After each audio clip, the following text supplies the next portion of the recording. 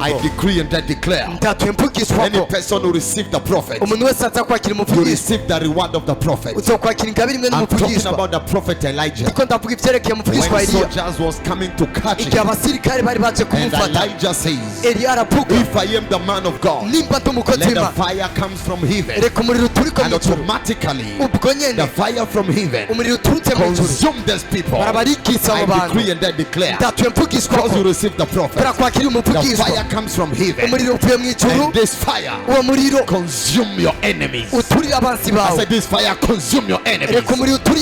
Any spirit which is against you, that spirit now is consumed by that fire. The things of the spirit is only for spiritual worker and not for spiritual joker.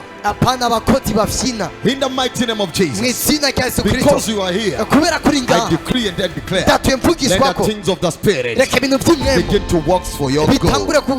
I said let the things of the spirit begin to work for your good. If you believe that is yours, say again, Lord Jesus, I believe in your name, I believe in your power, I believe in your power, I believe in your power. In the name of Jesus, in the name of Jesus, your enemy falls down. In the name of Jesus, in the name of Jesus, doors are open. Doors are open.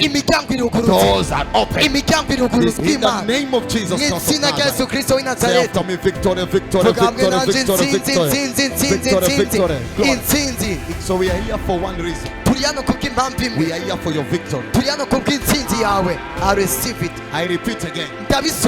Victory over temptation. Victory over disease. Victory over fear. Victory over the spirit of poverty.